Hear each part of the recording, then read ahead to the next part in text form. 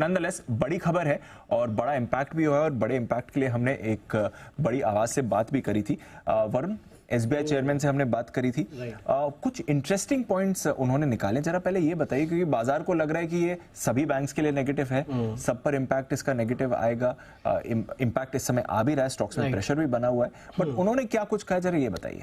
देखिए दीप, तो इसमें एक्चुअली अगर आप देखेंगे ना तो 3-4 चीजें हुई है। जैसे कि आरबीआई ने रिस्क वेट बढ़ाया है, पर्सनल लोन जो है उस पर रिस्क वेट बढ़ाया है, इसके साथ साथ बैंक जो एनबीएफसी को लेंडिंग करते थे उस पर भी रिस्क वेट बढ़ाया है। तो काफी सारे रिस्क वेट बढ़ाए गए हैं और हर एक चीज का अलग इम्पैक्ट है।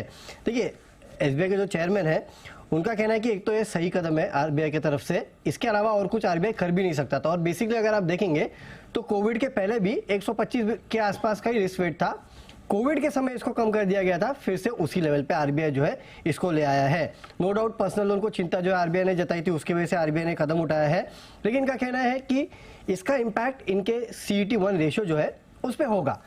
टोटल अगर आप देखेंगे तो पर्सनल लोन और बाकी सब जो भी है अनसिक्योर्ड, सबका मिला के करीब 50 से 55 बेसिस पॉइंट के आसपास का इम्पैक्ट होगा। लेकिन इनका कहना है कि अभी तक इन्होंने अपने बुक्स पे जो Q2 का प्रॉफिट था और बाकी जो पैरामीटर्स थे उसको इंकलकेट नहीं किया है। अगर उसको ये जोड़ ले तो बेसिकली इनका CET रेशियो जो है वो करीब 100 से 110 बेसिस पॉइंट के आसपास बढ़ सकता है, ये एसबीआई चेयरमैन का कहना है। इनका कहना है कि इंडियन बैंकिंग सिस्टम जो है वो अच्छी तरह से कैपिटलाइज है। नो डाउट इसके चलते आपका CET रेशियो कम होगा, लेकिन ऐसा नहीं है कि आपको जम मार के पैसा जमा करने की यहाँ पे जरूरत पड़ेगी, इस तरह की सिचुएशन नहीं है। जिसको जैसा पैसा जमा करना होगा वो वैसा कर लेगा और उसके लिए काफी पर्याप्त रूम जो है हर एक बैंक के पास है। इसका इम्पैक्ट थोड़ा बहुत आगे क्रेडिट ग्रोथ में हो सकता है, क्योंकि जो पर्सनल लोन है वो यहाँ से महंगा हो जाएगा। वो इनका साफ कहना था कि यहाँ से पर्सनल लोन के जो इंटरेस्ट रेट है वो बढ़ जाएंगे। तो जाहिर सी बात है अगर इंटरेस्ट रेट बढ़ेंगे तो थोड़ा बहुत आपको क्रेडिट ग्रोथ में कमी देखने मिलेगी, लेकिन कोई बहुत एक्सपोनेंशियल कमी होगी ऐसा नहीं है। साथ ही साथ वो जो बैंक्स एनबीएफसीज को लेंड करते हैं उसको लेके एक बड़ी चिंता थी। इनका कहना है कि इसका इम्पैक्ट एनबीएफसीज पे होगा।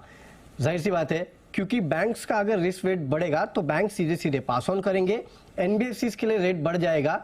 लेकिन साथ ही साथ उनका ये भी कहना है कि एनबीएफसीज हो सकता है कि दूसरे सोर्स ऑफ फंडिंग पे चली जाए, जैसे कि अभी बैंक से लेती है तो बॉन्ड्स पे चली जाए। तो अपना जो फंडिंग ओवरऑल जो बोरोइंग का पैटर्न है वो शायद एनबीएफसीज बदल सकती है, वो तो समय ही बताएगा।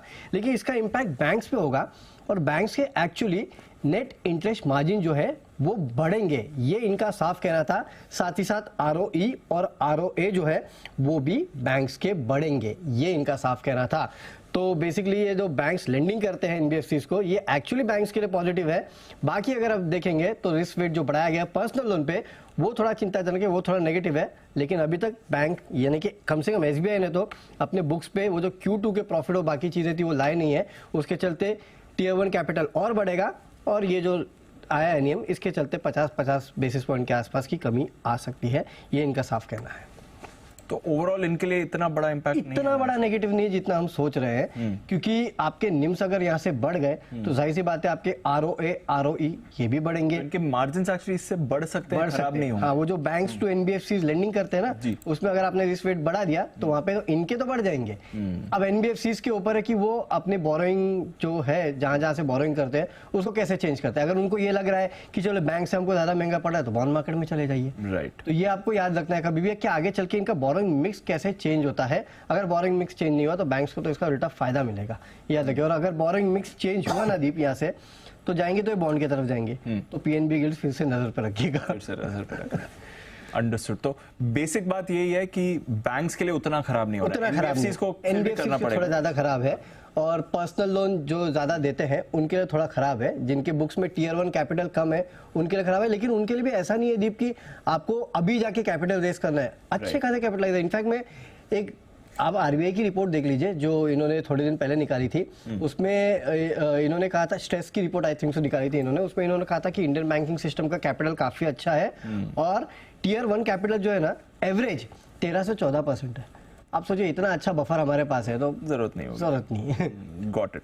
तो खराब खबर है, ऐसा नहीं है कि अच्छी खबर है, बट जो इम्पैक्ट है वो और ज्यादा खराब नहीं होना चाहिए। इसलिए एक बार के लिए जो बाजार ने रिएक्शन दिया, इसलिए हमारे एक्सपर्ट्स भी आपसे मान रहे हैं कि एक बार जो रिएक्शन आना था वो आ गया। अब स्टॉक स्पेसिफिक, बैंक स्पेसिफिक आ सकता है। छोटे बैंक्स में आप कह सकते हैं थोड़ा ज्यादा प्रेशर हो गया, जो कैपिटल रिक्वायरमेंट्स इनकी कम है वहां पर आपको ज्यादा प्रेशर नहीं दिखेगा। जहां पर कैपिटल रिक्वायरमेंट्स ज्यादा है वहां पर थोड़ा प्रेशर जरूर दिख सकता है।